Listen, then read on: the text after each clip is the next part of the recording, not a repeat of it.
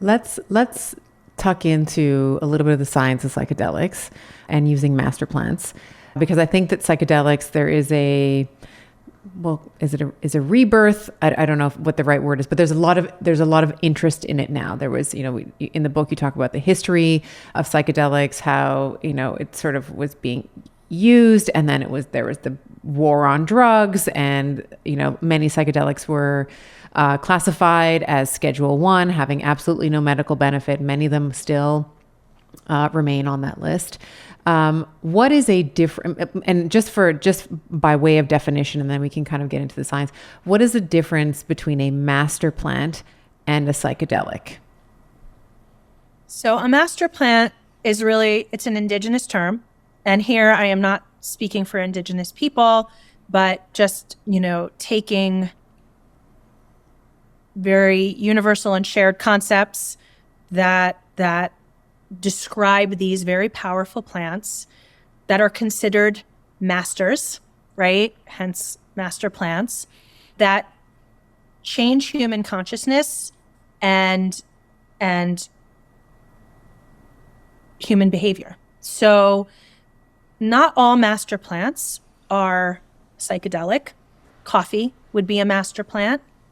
Cacao is a master plant. Tobacco is a master plant. These are powerful plants that transmit this ancient knowledge, but are not necessarily psychedelic. And then ayahuasca would be a master plant, San Pedro cactus, peyote, mushrooms, right? So they can be flora, fauna, or fungi. They're not like botanically, always plants, but they're considered to be teachers. They're considered to be transmitters of ancient knowledge, and they are called often grandmother, grandfather, family members, literally. And what I think is really interesting, so all psychedelics are masters. Not all master plants are psychedelic, but the key is you come with respect, you come with reverence, you come with humility to these teachers, and with gratitude for any gifts that they give you. And when I've talked to any of my teachers about these master plants, they will never say, and this is contrary to, I think, the psychedelics movement right now that is wanting, and I understand why, to frame all psychedelics as being good for us. They will never say master plants are good or bad. They'll say they're powerful. And how you engage with power, with that power, will determine the kind of outcome you may have. And when I say outcome, I don't mean you're going for a journey and, what happens in that journey, although it could be, but more like how humanity, how our society might experience the influence of these masters, right? Do we know how to come with reverence? Do we know how to come with humility? Are we coming with gratitude, or are we coming to commoditize and abuse and, control, right? And so that is, I think, a really interesting conversation for us to have around us, the greater collective, around what these master plants, what role they can play, and how we can help this process offer the kind of healing that it has the real capacity to do, and not run into the kinds of problems we had in the 50s and 60s that ended up getting them made illegal. I think there can be a misinterpretation of how they work as well. So I think that there can be also very much, when we look at the allopathic model of medicine, it's like you take this, here's a pill for every ill. So here is a pill, you're going to take it, and your cholesterol levels are going to be quote unquote normal. Here's a pill, you're going to take it, and you're going to lose weight, et cetera, et cetera. And I think that we can conflate that sort of pill for every ill kind of mechanistic, really, view of treating sickness. And we can potentially have a conversation about how we're usually spiritually sick before we're actually physically sick. However, my point here is that it can be very easy to look at a psychedelic and say, I'm going to take it and then I'm going to be better. Or I can just keep going back to it and I'm going to feel really great while I'm on it, or what have you. And the what you were saying, the reverence and the respect and the intention around the gifts that the plants might gift you with are lost in that, well, this is going to fix my X, Y, and Z.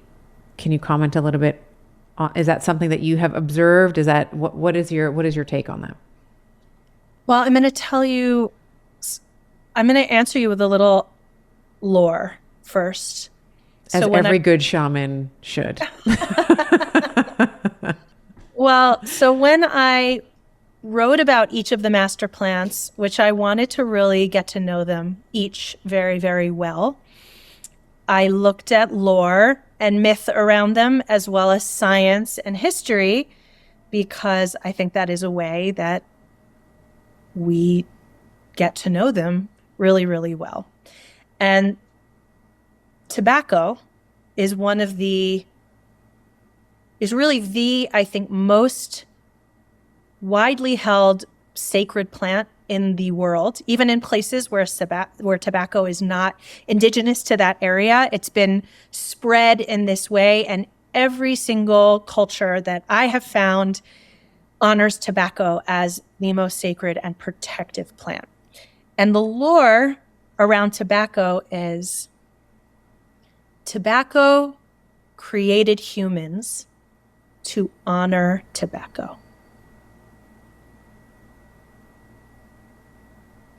So if we take that idea, and we think about how we have engaged with tobacco.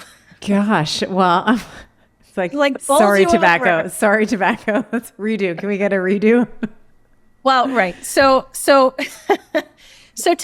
I don't know if that answers the question here, but I think there's a lot of, so number one, how we come to these plants and to these experiences is 99% of the medicine. What these plants can do, and they can do it in big doses, which is what we tend to believe in the most in our society, but I've seen them do it in quantum doses. What is a quantum dose? So that's a vibrational dose. Yeah, okay. It's a vibrational dose. And I can talk about different ways to engage with that. But for example, the cover of my book is a slice, and I'll show it, not to, it's a slice of ayahuasca. That is a quantum dose of ayahuasca, right? You see this sacred geometry, and you experience some of the medicine of that plant. That is, I in a sense, quantum dose, because I grow master plants. I grow Brugmansia. I grow an ayahuasca vine that's over a decade old. I grow San Pedro cactus. I grow tobacco. I grow many, many master plants, and that is part of my service to those plants. I don't consume my plants. I tend them, and I experience wisdom and transmissions and ass kicking from these plants. So give me an example. Can you expand on that? So you have this ayahuasca vine that you've tended to for 10 years. Certainly one might say you've had have you had quantum dosing from that? Is that just being in its presence? Is that a way to experience quantum dosing from the plant? Well, right. So I'll tell you. Am I messing it up with all my Westernism here? You're not. No, I mean, right. It's there's so many ways we could kind of unpack this. And one of the ways I'll say is, I can tell a lot of stories about the way the plants kind of teach me and transmit to me. So one of them is when I first got this ayahuasca vine, I was away. I was leaving right after this plant arrived, and I put her in a sunroom. I came back with my teacher, one of my indigenous teachers, after being away for a couple of days, and she was dying, the plant. And looked like she had an infestation. She must have come with some infestation. And anyway, my teacher's like, oh, we have to save her. She's dying. We were washing her leaves, put a red ribbon on her pot, all these things. And we kind of revived her. She looked better. And I said, she said later, my teacher stops me and she says, Maya, if you don't give the ayahuasca vine attention. She'll do things to call your attention. And I was like, listen, I know you like to talk this way, but I'm going to need you to be explicit because that sounds really ominous. She's like, no, nothing. She just, if she wants your attention, she's going to do things to call it. And I'm like, all right. So I tell my husband at the time, I tell him this story. And he's like, well, I don't like the sound of that. He's like, can we get a divorce from this plant? And I was like, no, like I've been waiting for this plant for a long time. I am very excited to like take good care of this plant. I was like, absolutely not. You know, within 2 years, he and I were no longer together. I still have the plant. You know, and I don't laugh about that lightly. I mean, obviously, it was an excruciating experience as these life, you know, initiatory experiences can be, but these plants influence your life. It is about the relationship. And I noticed it when I started doing microdosing coaching with people. People would reach out to me and have questions around how to microdose, or that they wanted to microdose, they wanted to be educated. We'd have our session before they would ever ingest anything. Their lives would start to transform the way you would think it would transform after you had ingested, you know, and had a whole big experience. No, the relationship began from the moment they felt the pull. And so I began to understand that there is this way that the relationship is that quantum, right? It's happening in the quantum. And this has an indigenous precedent, really, because anyone who's been in an ayahuasca ceremony has listened to Icaros, which are these songs sung by ayahuasqueros, the shamans. And they are not songs made up by the shamans. They are these ayahuasqueros diet, it's called, with the ayahuasca plant, sometimes for months before they can actually start to serve the medicine and do these ceremonies. And during that time, they are given these transmissions, vibrational transmissions from the ayahuasca that is in the form of sound that they can then sing. And it is considered to be medicine of the plant as potent as ingesting. And sometimes I've had ceremony with ayahuasqueros that don't serve ayahuasca to drink. They just drink a little themselves and then sing their Icaros. And people are having ceremonial experiences, having visions, everything, because they're experiencing the medicine of the plant. So this is what I mean by quantum dosing. It's a new agey word that has a very real scientific definition. And I do unpack it more in my book, but, you know, ultimately I was tending my plants at one point and I got this very strong message that was, why do people think they need to ingest us in order to experience our medicine? Show them another way. This was many years ago. And I'm thinking, you know, I know about homeopathy, I know about flower essences, but what am I really being asked to do here? And I kind of noodled with it, struggled with it. I was like, I'm a neurologist. What do they expect me to do, you know, et cetera. And ultimately created these tonics with my plants that were made in ceremony together with an altar at certain times of month, at certain times of year.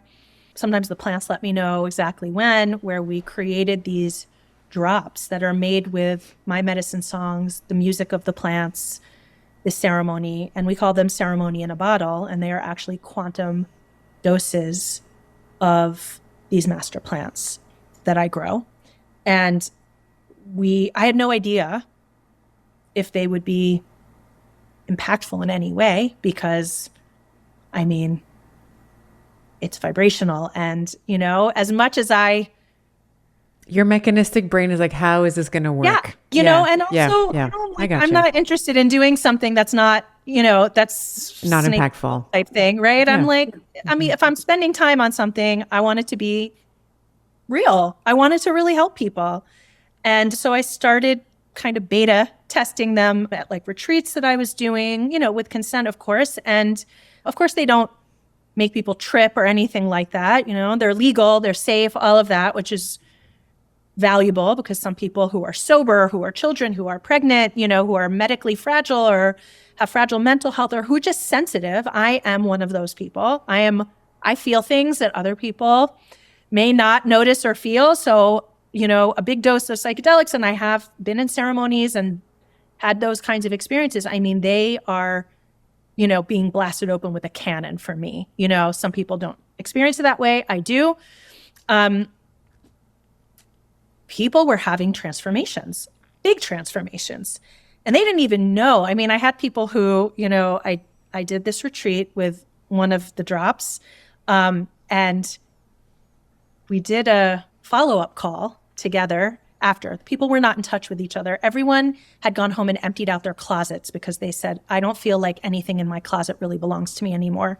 And each person said it in their own way. One person was like, I was repulsed by my clothes. It didn't feel like me. Somebody else was like, I really need to declutter my closet. My husband's going to be away this weekend. I'm so excited, right? Everybody said it in a different way. I'm like, okay, weird. Next time we get on, again, nobody's talking to anybody else. We're doing this integration call. Everybody's changed their hair. There's a doctor, she shaved the side of her head.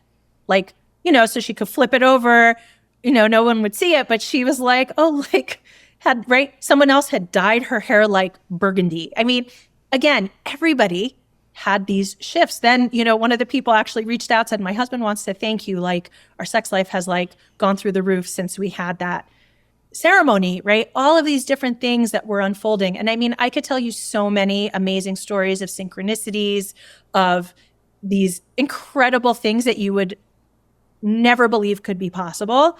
I mean, one of the stories is literally about a Maserati. somebody literally talked about getting a Maserati and then walked into a store basically, and the person there sold Maseratis and was like, I actually have this this Maserati for lease that I can give you for anyway, and she never thought she could afford it, et cetera, et cetera. Long story short, she walked out with a Maserati. Wow. I mean, these wild stories. I mean, not try quantum drops, you'll get a Maserati, but it's more yes, becoming disclaimer. Open.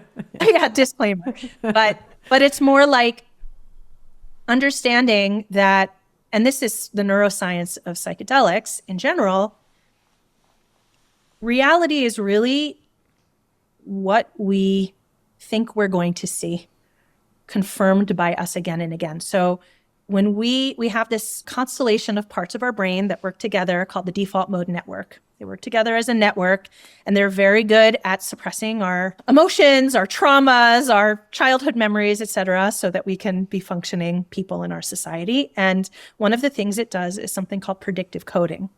Predictive coding is a great survival mechanism, and it's good. I'm not knocking it. But basically, even though we think we go into a new situation and we're seeing all the details of that situation, it turns out, actually, we go into new situations and we think we're seeing all these details, but we probably pick out just a few. Our brain picks out just a few details of a new situation and fills everything else in from past experience.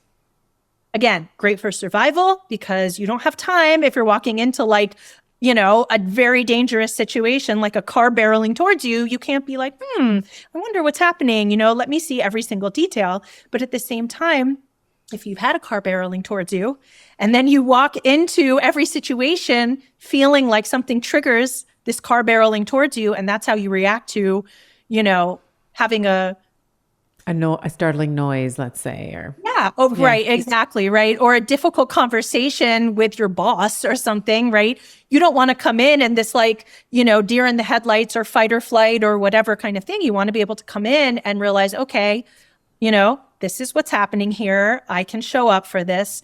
And so what psychedelic master plants do is actually interrupt this predictive coding, where we start to actually have temporarily all of these the programming, right? And sort of cellular memory become much more clear to us while we're in some way engaged with that. so that we can see a reality that is not colored only by our past experience. We can see something new, something different. It interrupts our patterns. And what I think is really interesting is that a lot of times we're surrounded by opportunity.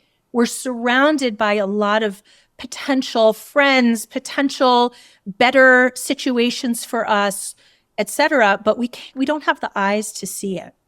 We don't have the ears to hear it because we are limited by our programming, by our past experience, by our predictive coding. So what can happen, whether on a macro dose level, whether on a micro dose level, or whether on a quantum dosing level, is we can open these gates of perception and see what is available to us that we couldn't normally see. And that is where I think quantum dosing shines in these kinds of interrupting this stuckness that we have based on past experiences and old stories. And it's gentle. And that's one of the, I wanted to contrast between macrodosing, this sort of maybe what you might experience in a ceremony. You might experience, well, I guess MAPS is MDMA research. So it's not technically plants. It's a man-made chemical. They're looking at MDMA with, treatment-resistant depression and veterans and so forth. But one of the things, I can say from my limited experience with psychedelics is that the macro doses, you said you're a sensitive person and it feels like you're being like, it's like a rocket. It's too much for me. I also feel like it's a bit, I don't want to say it's aggressive, but it's too aggressive for me. I need to be serenaded. I need to be caressed. I need it to be a little gentler. And I have found, at least with psilocybin, like with certain mushrooms, I really love a microdose because the change is gentle and it's spread out over a longer delta, we'll say. I don't take it every day. It's sort of like a 1 day off, maybe 2 or 3 days off, 1 day on, 2 or 3 days off, and then on again. But it's just a gentle unfurling. I don't know if it's just how it feels for me, that like the truth is being revealed to me in a way that I can process. When it's those sort of micro doses, or even like what's sort of called like a museum dose, like sometimes that even feels like a little bit much for me.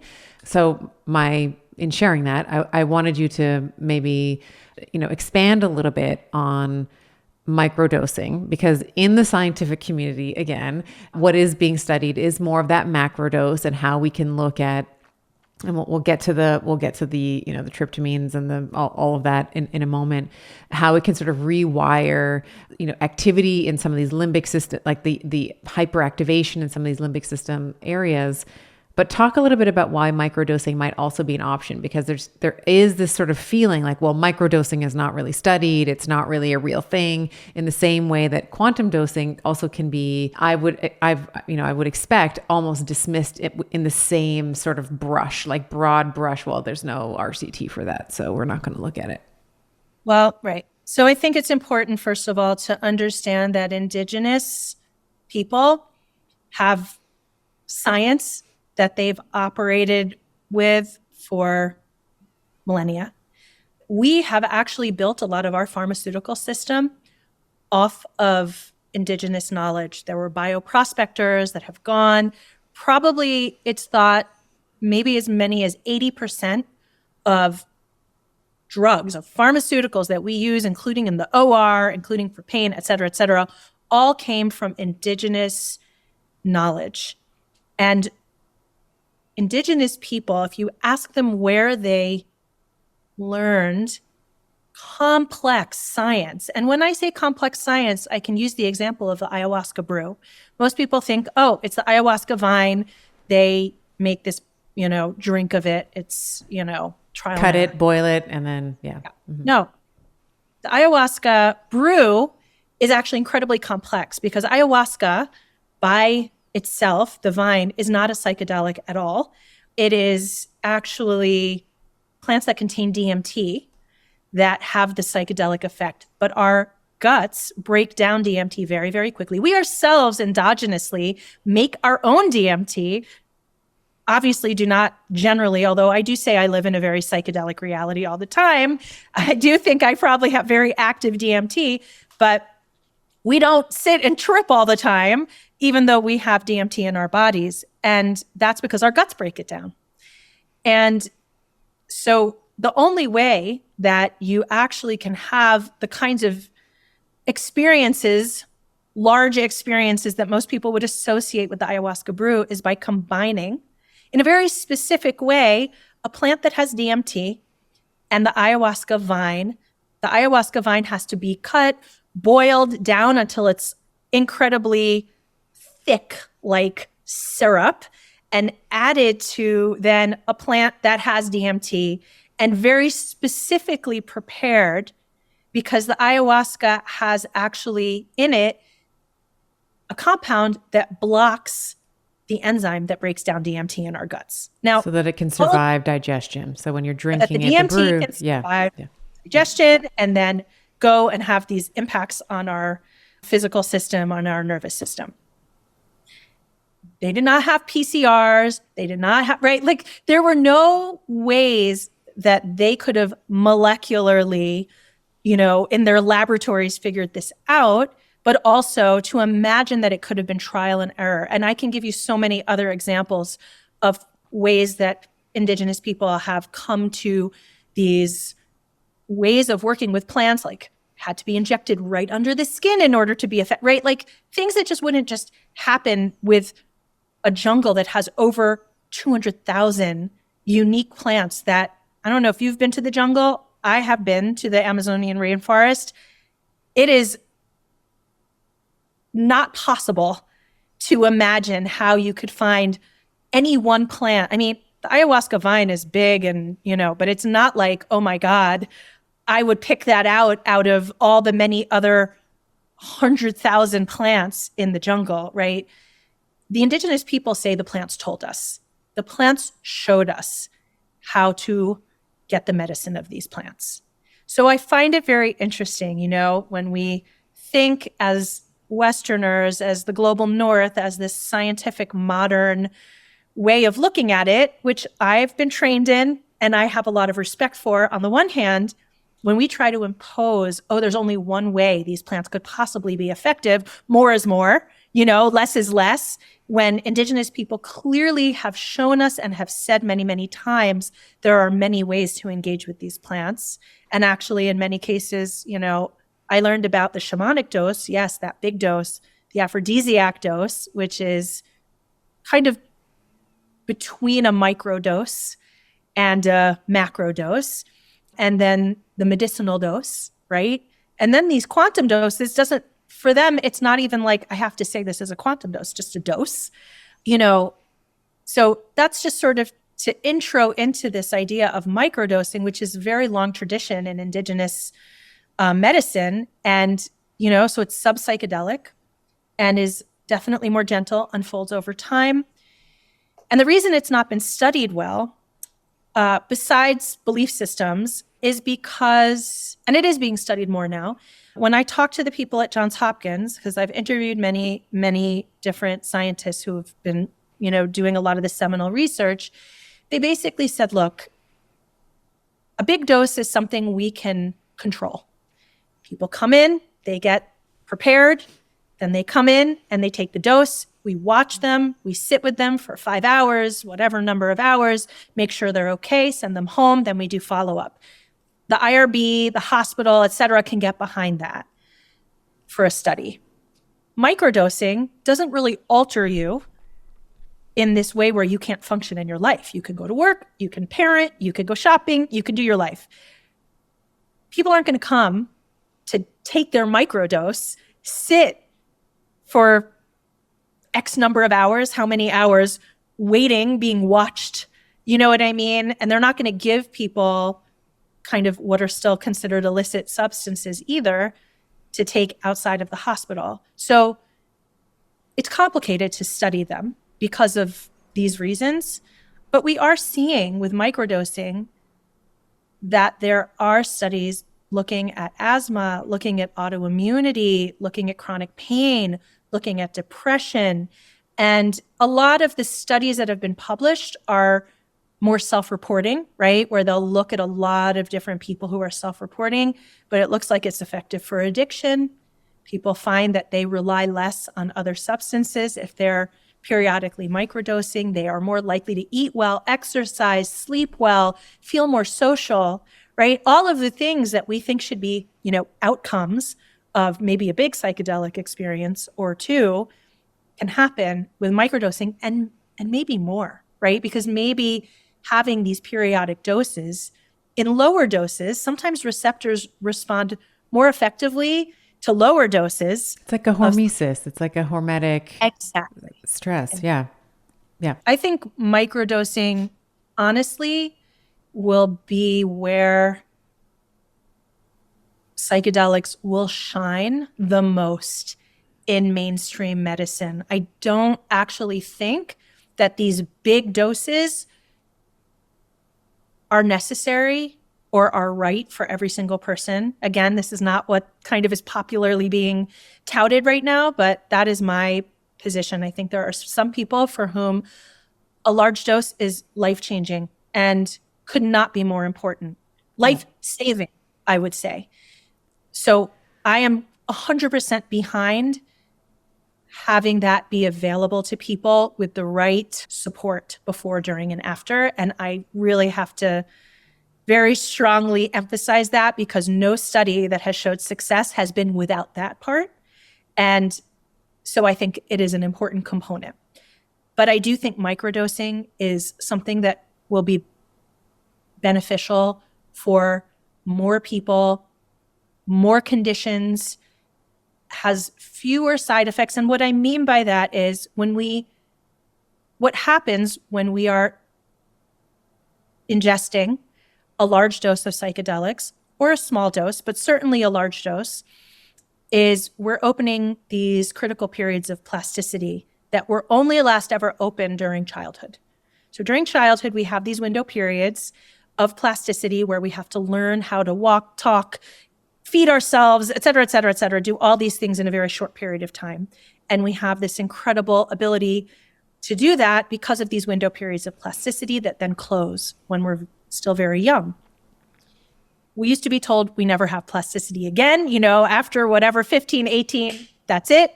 But now we know we have plasticity throughout our lives. Exercise helps that. Fasting helps, many things. But to open these window periods of plasticity, we have to be really careful because anything can happen, right? Good or bad. You can be re-traumatized in the same way, right? Like when we are traumatized in childhood, why childhood trauma is so imprinted upon us is because of those window periods of plasticity. It's why later in life, we're less likely to have that imprint of trauma. It happens, but it doesn't happen as often or as easily.